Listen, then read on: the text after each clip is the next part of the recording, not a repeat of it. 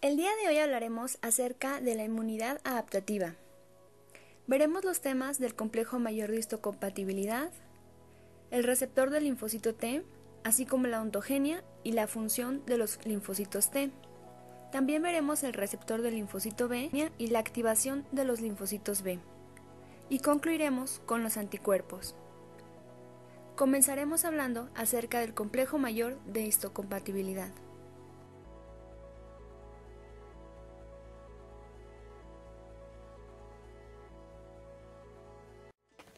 Complejo mayor de histocompatibilidad o MHC. Es un conjunto de genes encargados de la codificación de las moléculas del HLA, que son de suma importancia en la respuesta inmunitaria. Estas moléculas van a ser de dos tipos, la de tipo 1, que va a estar codificada por los genes A, B y C. Estas moléculas las vamos a encontrar en todas las células nucleadas. Van a estar compuestas por dos cadenas, una pesada, que va a ser la variable, y una ligera, compuesta por beta-2 microglobulina. ¿Qué va a reconocer estas moléculas? Aquello que es propio, y va a ser de gran importancia en los trasplantes, y también va a reconocer los antígenos endógenos.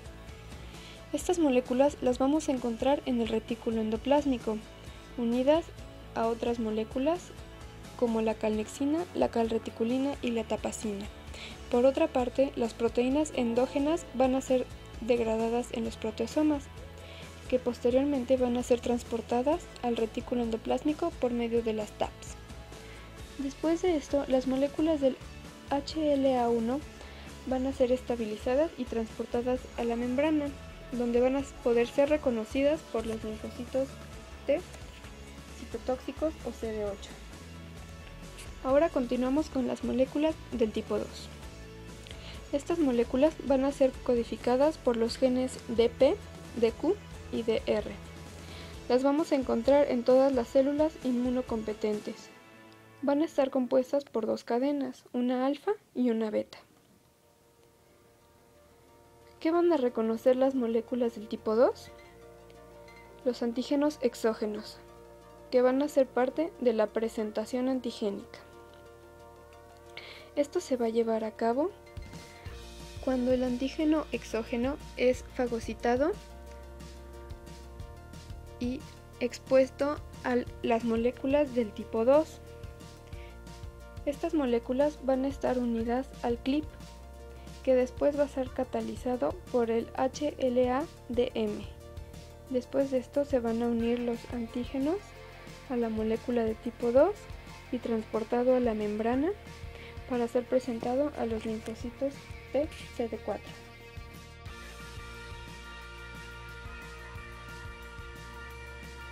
Las células efectoras más importantes de la inmunidad innata son los linfocitos, los T y los B. Comenzaremos hablando acerca de los linfocitos T.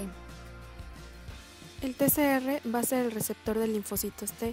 Va a necesitar un reordenamiento BDJ que va a contener las cadenas alfa, beta, gamma y delta. La cadena delta va a tener un segmento C que se va a repartir en 4 exones y va a estar codificado por segmentos BDJ.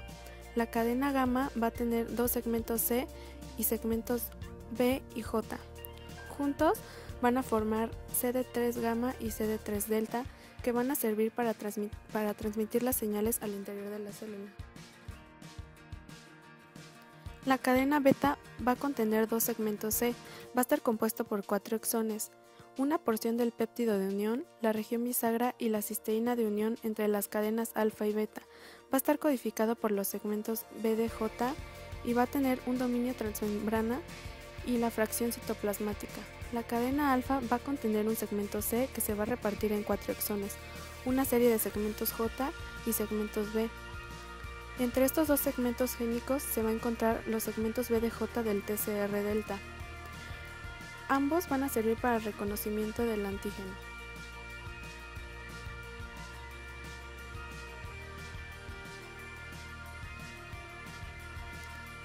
La ontogenia de los linfocitos T se lleva a cabo en la médula ósea del adulto y en el hígado fetal.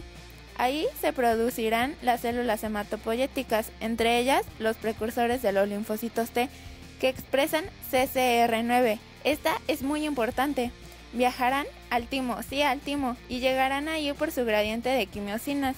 Su CCR9 se unirá a su ligando CCL25, que se encuentra en el timo. A la 7ª y 8ª semana de gestación ya se pueden detectar linfocitos T inmaduros, también llamados timocitos. Bueno, en el timo existe una zona subcapsular y región capsular externa. En ella se encuentran los linfocitos T más inmaduros. También existe la cápsula, donde se llevan a cabo la mayoría de acontecimientos madurativos. El primero, o prolinfocitos T, también llamados timocitos con doble negatividad, tienen genes del TCR, pero aún no expresan nada. Entonces, se tiene que expresar RAG1 y 2, que promoverá el reordenamiento de la cadena gamma o delta. Si estas no se expresan, se reordenará la cadena beta. El 90% son TCR alfa beta y el 10% son gamma delta. Y bueno, pues ¿para qué sirven los gamma delta? Pues combatirán un número limitado de microbios que se encuentran en las barreras epiteliales, principalmente. Entonces, si no se expresa la cadena gamma o delta, se reordenará la cadena beta. Se expresará uno de los dos alelos de la cadena beta. Después se unirá uno de los dos segmentos D a uno de los 6 segmentos J y luego se unirá el segmento V. Recordar, solo se expresará uno de los dos alelos de la cadena beta.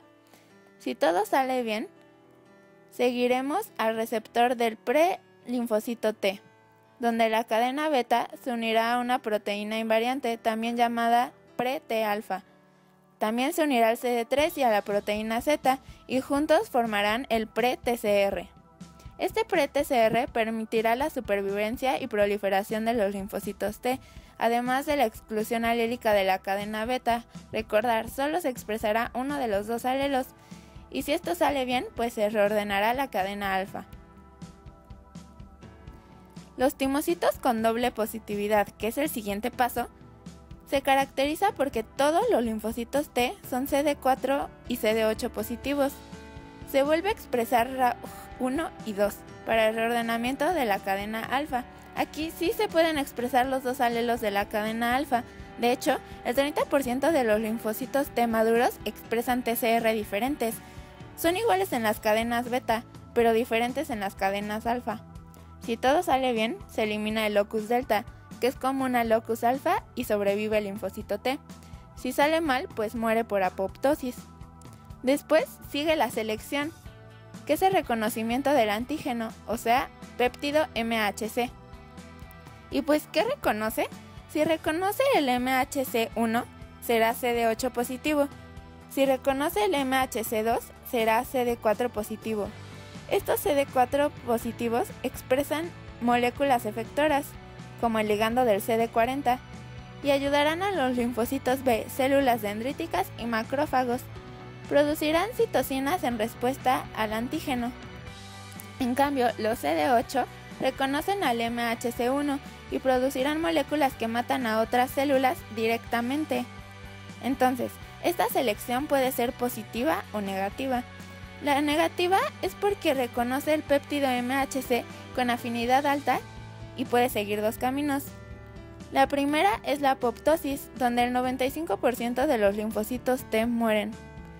También puede convertirse en un linfocito T regulador, que se caracteriza por tener tolerancia central frente a lo propio. Entonces, la selección también puede ser positiva, donde los linfocitos T reconocen al péptido MHC con poca afinidad. Y es así como llegamos al punto final, los linfocitos T maduros, que expresarán CCR7. Este es muy importante, porque viajarán a la médula del timo por gradiente de quimiosinas. Como expresan este CCR7, se unirán a su ligando, que es CCL19 y el 21 también. Y estas son producidas por las células estromales que se encuentran en la médula del timo.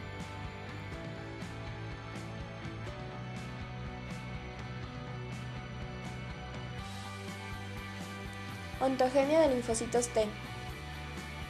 Empieza con la generación de células troncales pluripotenciales presentes en la médula ósea como zona anatómica. Va a haber un compromiso y expansión mediados por el factor de crecimiento va a haber inicio de reordenamientos del gen del receptor para el antígeno y no va a haber dependencia de antígenos. Después se forman y evolucionan a los prolinfocitos, que son sin dependencias del antígeno. Después evoluciona los prelinfocitos, donde va a haber selección de células que expresan prereceptores para el antígeno, pero no hay dependencia hacia el antígeno. Después se forman los linfocitos inmaduros, donde hay una selección del repertorio y adquisición de competencia funcional. Aquí hay una dependencia del antígeno propio, localizado en la glándula tímica.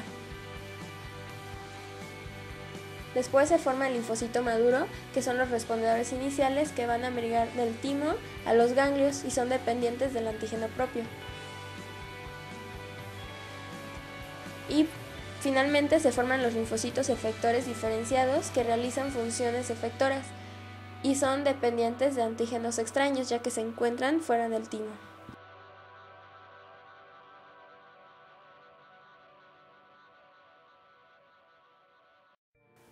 Vamos a hablar de la función de los linfocitos T. Para empezar, el linfocito T citotóxico o CD8 se relaciona con el MHC1 y se encarga de formar la sinapsis inmunitaria entre la célula diana, que es la que va a ser destruida, y el linfocito. También se encarga de erradicar las infecciones víricas. ¿Cómo lo hace? Mediante dos mecanismos, las perforinas y las granzimas. La primera, como su nombre lo dice, se encarga de hacer un hoyo en la membrana de la célula infectada, y las segundas, las granzimas, se encargan de destruir la célula poco a poco desde dentro. Ahora, los linfocitos TH o colaboradores, también conocidos como CD4. Son tres tipos. El primero es el TH1, que se va a encargar principalmente de generar inflamación y esto genera el reclutamiento de macrófagos. También, mediante tres citocinas, que son el interferón gamma, la interleucina 10 y el TNF o factor de necrosis tumoral, estimulan este reclutamiento de macrófagos y la inflamación. Luego el TH2. Este se va a encargar de reclutar eosinófilos y de hacer que las células plasmáticas liberen IgE. ¿Esto para qué? Para erradicar las infecciones parasitarias. Lo van a hacer mediante tres citocinas, tres interleucinas que son la 4, que aumenta el peristaltismo, recluta eosinófilos y produce IgE, y recluta macrófagos. La 5, que genera secreción de moco en los epitelios y sirve para inflamación alérgica. La 13, que activa y diferencia eosinófilos. Y otra acción importante del TH2 es que activa los mastocitos. Estos trabajan junto con los eosinófilos y los basófilos para las reacciones alérgicas. Por último, el TH17. Este se encarga de reclutar neutrófilos para las infecciones por hongos y bacterias extracelulares, sobre todo los primeros. Secretan tres interleucinas importantes. La 17, que por esto recibe el nombre del TH, se encarga de generar defensinas y de reclutar neutrófilos. La 22 se encarga de la integridad epitelial. Y la 21 se encarga de estimular los linfocitos T foliculares. Por último, tenemos los T reguladores o T supresores. Estos se encargan de permitir una tolerancia antigénica. Son CD4 que expresan tres factores: CD25, interleucina 2 y FOXP3. Se encargan, como su nombre lo dice, de suprimir la actividad linfocítica, pero si fallan, se genera una autoinmunidad, y esto puede generar enfermedades como el lupus eritematoso simple, la miastenia grave y la artritis reumatoide. Como les digo, se encarga de controlar la activación de linfocitos. Los linfocitos B tienen dos estructuras importantes para el reconocimiento de antígenos. Cuando una de las proteínas del complemento se une a la superficie bacteriana, esta es reconocida por el receptor CR2, a la vez que la IgE de superficie reconoce directamente algún otro PAM de la propia bacteria. Esto desencadena una cascada de señalización a través de fosforilaciones de otras proteínas, como IgA, IgB y otros asociados como CD19, para activar el linfocito B y pueda inducir su proliferación y diferenciación hacia una célula plasmática productora de anticuerpos en contra del antígeno.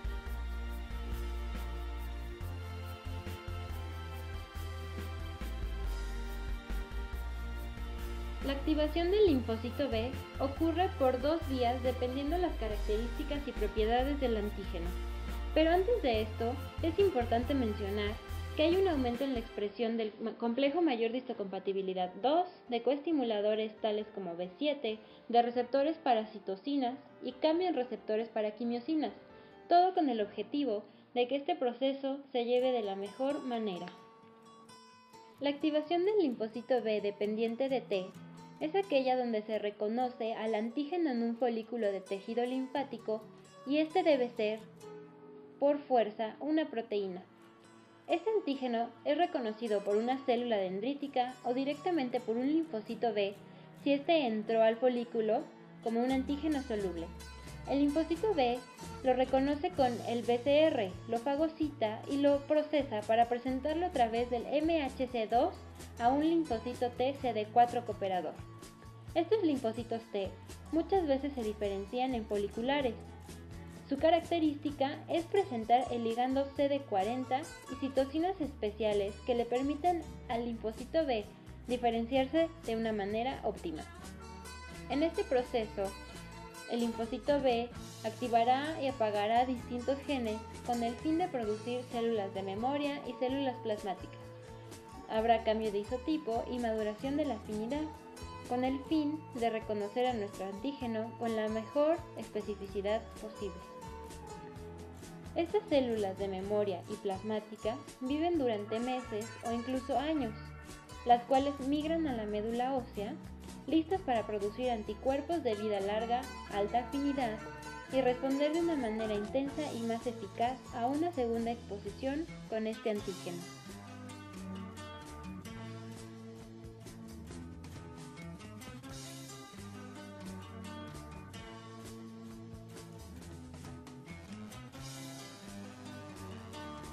La activación del linfocito B independiente de T. Es el proceso donde el antígeno que se reconoce es un antígeno multivalente. Esto quiere decir que presenta el mismo epítopo repetidas veces sobre su superficie, lo que le confiere a este la capacidad de hacer un correcto entrecruzamiento de los BCRs del linfocito, y así no necesitar la ayuda de un linfocito T para poder llevar a cabo la fase de activación.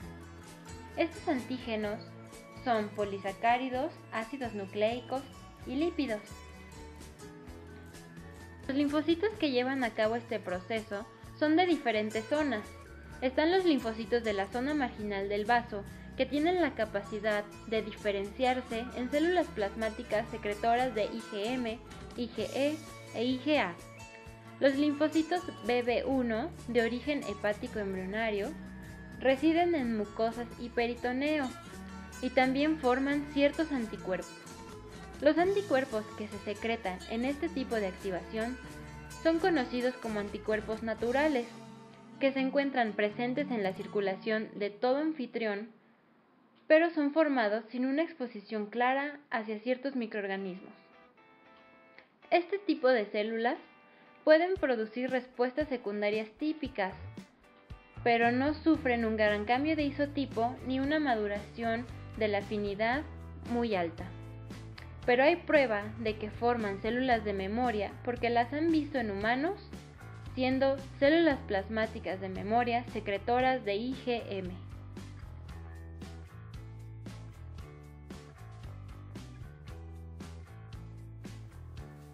Inmunoglobulinas.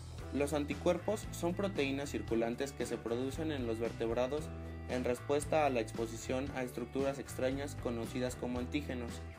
La mayoría de los anticuerpos se encuentran en el tercer grupo de migración más rápida de las globulinas en una electroforesis, llamados globulinas gamma. Otro nombre frecuente, inmunoglobulinas. Las inmunoglobulinas las produce un linfocito B activado, el cual recibe el nombre de célula plasmática, que es capaz de secretar diversos isotipos de anticuerpo que difieren en su capacidad de mediar funciones efectoras concretas que corresponden con idéntica especificidad de antígeno a la del receptor de superficie de la célula B original. Las moléculas de anticuerpo se integran con dos cadenas ligeras idénticas de 22.000 daltons y dos cadenas pesadas de 55.000 daltons o más. Cada cadena ligera está unida a una cadena pesada por un enlace disulfuro e interacciones no covalentes. Aproximadamente los primeros 110 aminoácidos de la región aminoterminal de cada cadena, la pesada y la ligera, varían mucho entre anticuerpos de distinta especificidad. Entonces, estos segmentos se conocen como regiones variables. Estas regiones variables participan en el reconocimiento del antígeno. Así también los anticuerpos constan de regiones carboxilo-terminales que se les llama constantes. La cadena pesada consta de un dominio de inmunoglobulina variable y de 3 a 4 dominios de inmunoglobulina constantes. Las cuatro funciones generales de las inmunoglobulinas son las siguientes. 1. Activar al complemento. La IgM y la IgG pueden activar un grupo de glucoproteínas séricas llamado sistema del complemento, ya que un subproducto importante de la vía de activación del complemento es un fragmento proteínico denominado C3b, que se une de manera inespecífica a complejos célula-anticuerpo y antígeno-anticuerpo. El siguiente es la neutralización. La neutralización ocurre cuando los anticuerpos contra los microbios y las toxinas microbianas bloquean la unión de estos microbios y estas toxinas a los receptores celulares, inhibiendo así la unión. El siguiente es la opsonización, que es la promoción de la fagocitosis de antígenos por macrófagos y neutrófilos, ya que en la superficie de macrófagos y neutrófilos, así como de otras células, se encuentran moléculas proteínicas llamadas receptores de Fc que pueden unir la región constante de moléculas de inmunoglobulinas. Este enlace cruzado inicia una vía de transducción de señales que desemboca en la fagocitosis del complejo antígeno-anticuerpo.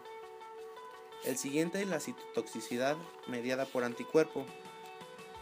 El enlace de anticuerpo unido a células blanco con los receptores Fc de varios tipos celulares, en particular los NK, pueden dirigir actividades citotóxicas de la célula efectora contra la célula blanco. Esto es la citotoxicidad mediada por anticuerpo. Existen 5 clases de inmunoglobulinas, que pueden dividirse estas a su vez en subclases, en función de diferencias en la estructura de las regiones constantes de su cadena pesada, teniendo así las clases G, A, M, D y M. La primera inmunoglobulina de la que hablaremos es la IgG. Esta clase es la más abundante en el suero, aproximadamente el 80%, y de esta inmunoglobulina existen 4 subclases que se enumeran de acuerdo a su concentración sérica en el cuerpo. La función de las subclases de inmunoglobulina G varían. Por ejemplo, la inmunoglobulina G1, 3 y 4 cruzan con facilidad la placenta y tienen un papel importante en la protección del feto en desarrollo. La IG3 activada es el activador más eficaz del complemento, seguido por la IG1 y la IG2. Y la IG4 no es capaz de activar al complemento. La IgG1 y la IgG3 se unen con gran afinidad a receptores Fc en células fagocíticas y por consiguiente median la opsonización. La IG4 tiene una actividad intermedia en esta función y la IG2 tiene una afinidad baja en extremo. Entonces, la inmunoglobulina G es la única que atraviesa las membranas biológicas. Y un ejemplo de la función de esta inmunoglobulina G se puede dar tomando en cuenta o como ejemplo la eritroblastosis fetal, que es un trastorno sanguíneo potencialmente mortal en el feto o en un bebé recién nacido, y esta se presenta cuando hay una incompatibilidad antigénica sérica entre la madre y el feto, en donde la madre crea anticuerpos específicos para antígenos de la sangre fetal dependientes de IgG, y como es capaz de atravesar la membrana biológica, puede ocurrir un ataque materno-fetal. La siguiente inmunoglobulina es la inmunoglobulina A. Constituye solo del 10 al 15% del total de las inmunoglobulinas séricas. Esta predomina en secreciones externas como en lágrimas, moco, leche, etc. Tiene dos subclases, la IgA1 y la IgA2. En el suero, la IgA existe sobre todo como monómero, pero en ocasiones se observan formas poliméricas.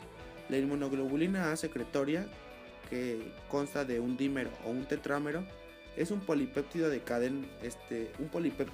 que está unido mediante una cadena J y también contiene una cadena polipeptídica llamada componente secretorio. La formación de la IgA polimérica está a cargo de células plasmáticas especializadas en esta función y localizadas en regiones específicas.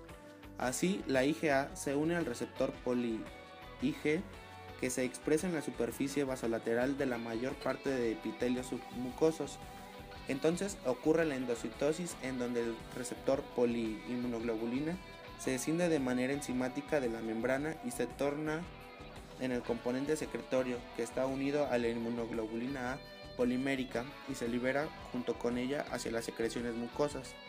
Entonces, esta inmunoglobulina tiene vital importancia en el recién nacido, ya que es un componente importante de protección en lo que se entrena el sistema inmune del recién nacido. La siguiente inmunoglobulina es la inmunoglobulina M. Esta representa del 5 al 10% del total de las inmunoglobulinas séricas. Su concentración promedio es de 1.5 miligramos por mililitro. Existen dos isotipos de esta inmunoglobulina. La subclase monomérica se expresa como un anticuerpo unido a la membrana de células B. Las células plasmáticas secretan a la IgM en la forma de pentámero, unidas las 5 estructuras por una cadena J. Una molécula de IgM puede unir 10 moléculas de apteno, sin embargo, suele unirse de modo simultáneo a más o menos 5 moléculas de antígeno de tamaño grande.